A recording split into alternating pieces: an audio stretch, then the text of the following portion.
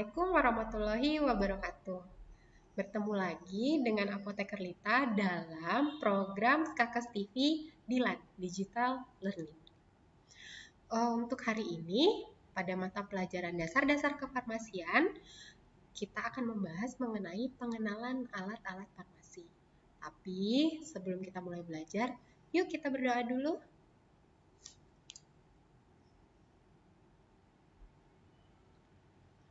Semoga lancar belajar hari ini.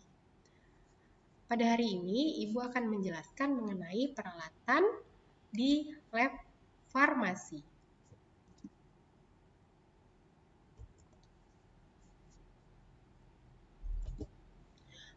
Peralatan di lab farmasi apa saja?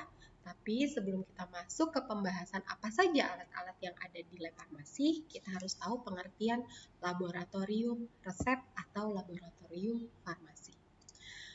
Laboratorium resep adalah suatu tempat pembelajaran dan pelatihan para siswa dengan pengarahan dan petunjuk dari para pembimbing tentang cara membuat resep, meracik, membuat, dan menyerahkan sediaan obat sesuai resep yang ditulis dokter.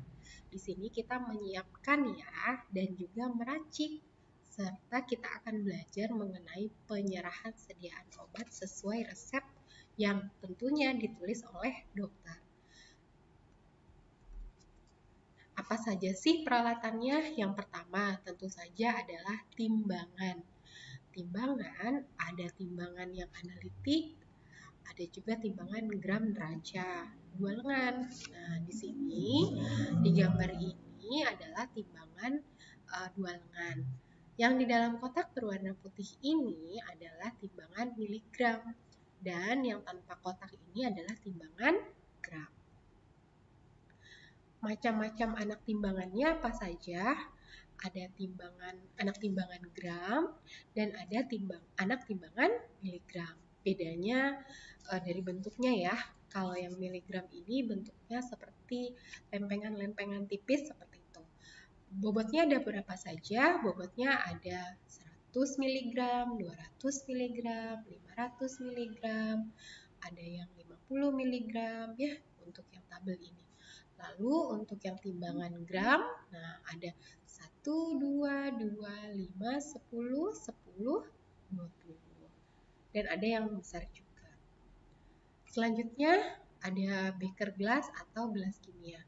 Yang gunanya adalah menampung atau tempat wadah bahan cair dan mengambil bahan cair. Lalu selanjutnya ada Erlenmeyer.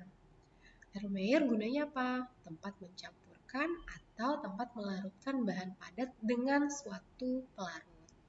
Pelarutnya apa saja? Bisa air, bisa etanol. Lalu ada gelas ukur. Nah, gelas ukurnya tinggi-tinggi ya, bahannya juga dari kaca, tapi ada juga bahan dari plastik. Gunanya apa? Gunanya untuk mengukur volume larutan. Ada juga yang namanya gelas arloji. Gunanya adalah tempat menimbang bahan cair. Umumnya bentuknya kental dan bersifat oksidator.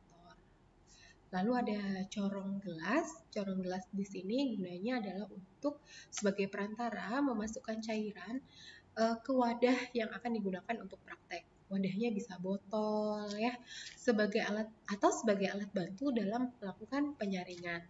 Jadi nanti kertas saringnya ditaruh di atas corong di sini. Selanjutnya ada botol timbang. Botol timbang ini gunanya untuk tempat menimbang bahan yang bahannya itu mempunyai sifat mudah menguap dan menyublim. Nah, tentu saja yang paling utama pastinya ada mortir dan stamper. Tak lain dan tak bukan gitu ya. Karena apa? Inilah alat perang kita gitu. Mortirnya tempatnya, terus stampernya itu buat menggerusnya atau menghaluskannya ya. Jadi gunanya adalah tempat menggerus, menghaluskan, mencampur, dan melarutkan bahan sampai homogen.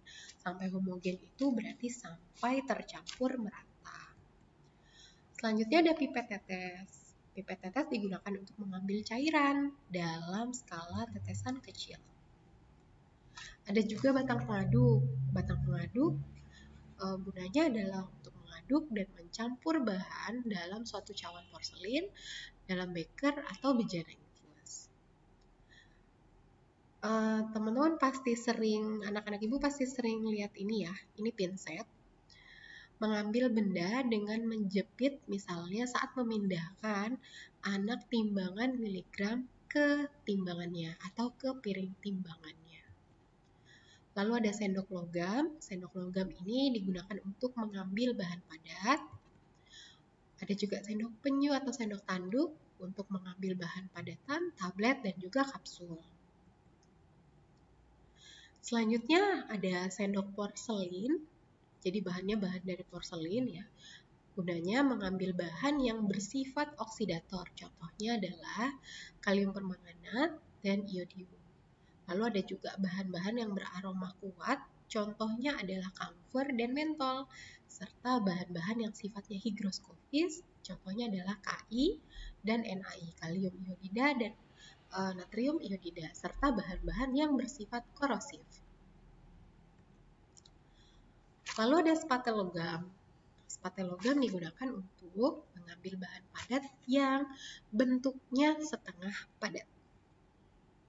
Ini spatel penyu, lalu ada sudip.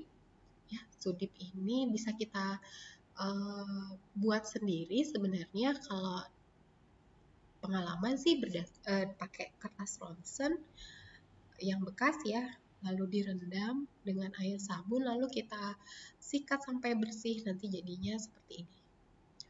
Digunakan untuk menyatukan dan membersihkan serbuk atau salep dan memasukkannya ke dalam wadah atau ke dalam pot. Lalu ada tatakan kapsul. Tatakan kapsul ini digunakan untuk memasukkan campuran serbuk kapsul ke dalam cangkang kapsul.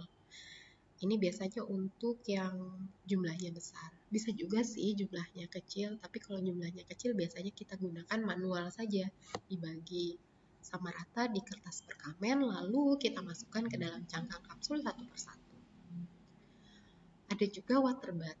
Water bath ini nama lainnya adalah penangas air yang digunakan untuk tempat memanaskan, menguapkan bahan atau sediaan yang suhunya tidak terlampau tinggi. Ini cawan porselin, gunanya untuk menimbang bahan cair yang tidak menguap dan juga bisa tempat menguapkan bahan obat cair dan melelehkan lemak. Nanti cawan porselin ini lah yang diletakkan di atas water bath atau di atas penangas air. Lalu ada botol semprot. Botol semprot ini biasanya digunakan sebagai tempat menyimpan aquades. Ya. Digunakan juga untuk sebagai tempat aquades dalam mencuci atau membilas bahan yang tidak larut dalam air. Lalu ada lampu spiritus. Biasanya juga kita gunakan ini di lab-lab kimia. Dia sebagai sumber api bebas untuk memanaskan bahan. Jadi di dalamnya ini adalah spiritusnya. Ya. Ada juga panci infus. Panci infus ini digunakan untuk membuat sediaan obat dalam bentuk rebusan dari Simplicia. Simplicianya dari Simplicia nabati, tanaman ya. Ini ada pengayak. Pengayak ini digunakan untuk memisahkan serbuk yang halus dengan yang kasar. Pengayak juga ada beberapa ukuran, ada mes 100, ada yang 40, ada yang 60. Nah, selanjutnya ada alat pemotong pil. Ini biasanya kita gunakan untuk membuat sediaan-sediaan pil. Nah, gunanya adalah untuk menggulung massa pil dan juga memotong pilnya menjadi bentuk yang kecil-kecil. Jadi, itu saja sedikit materi dari Ibu. Semoga bermanfaat. Oh iya, ada satu lagi. Untuk latihan soalnya. Latihan soalnya itu adalah, sebentar ya. Latihan soalnya, Ibu akan menunjukkan sebuah gambar. Ada dua gambar di sini, ada gambar A dan gambar B. gambar A mirip ya, terlihat mirip, tapi sebenarnya tidak sama. Kalau pada saat di lab biasanya anak-anak ibu yang baru gitu ya, yang baru masuk ke lab itu biasanya agak terbalik nih dengan dua alat ini. Nah, kira-kira apa ya? Yang alat A ini apa, gunanya apa, dan alat B ini gunanya apa? Bisa masukkan jawabannya di kolom komentar di bawah. Oke? Terima kasih banyak atas perhatiannya.